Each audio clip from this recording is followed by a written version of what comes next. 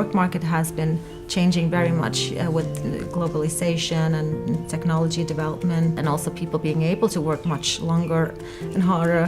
The typical workaholic would spend many hours at work and being overly concerned about their work and being unable to detach from work. It has been increasing attention to it the last 20 years in research.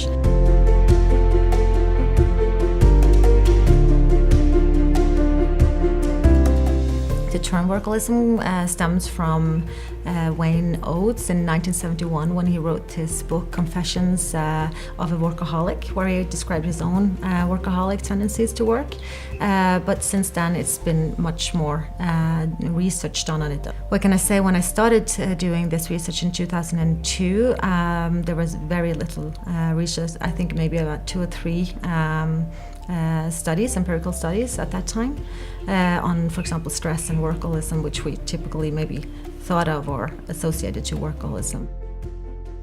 That's quite a personal issue, actually. I had a father that worked very much, so I grown up with a father that worked on Christmas Eve, and he actually had leukemia in 1997, and he died from it at that time. And when he actually had to be into the isolation room with his chemotherapy and all of this, he was writing a book as usual, but he loved his work. And so I started to get more an objective and scientific approach to it. And so it's an inner drive that got me into this theme, and it still is. Typical workaholic is someone who is overly concerned about work and also driven by uncontrollable work motivation, and also work and put so much time and energy into work that it impairs other important life areas like relationships and recreational areas, and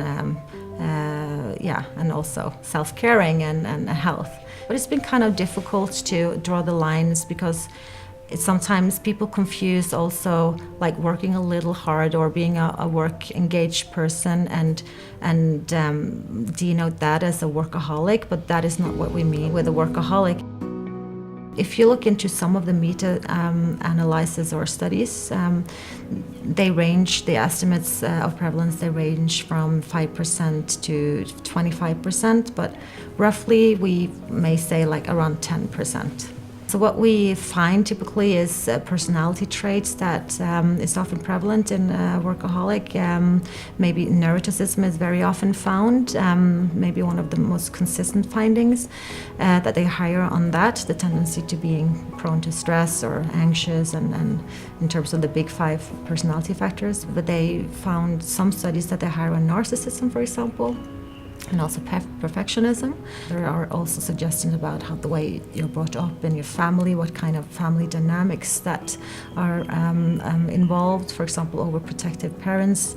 Also, maybe if you're very over-responsible, we find that thwarted needs or needs that are not met typically also are related to a workaholic, whereas needs that are met, that people are satisfied with the basic needs being met in their organization or the kind of work they do, that is very typically associated with being a work-engaged person, like the good thing, the good way of working hard, if you may say.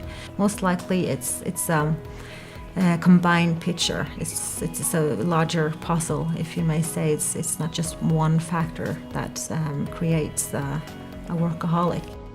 Workaholism have been thought of that maybe you produce more, but the few studies that have been looking at this is that they actually have poor work performance. What we can say in terms of the definition, it's something negative. It's something that negatively impact your life, and in the long run that will be detrimental to the person. If not, we shouldn't call it a workaholic's way of working or workaholism. What we know, what we have seen, is that it is also associated with burnout and psychosomatic symptoms, poor sleep, lower job satisfaction, low life satisfaction. You may work hard, but maybe not smart, if you may say it that way, and maybe something that you have to do or you do to compensate of not being able to maybe deliver the kind of work between 9 to 5.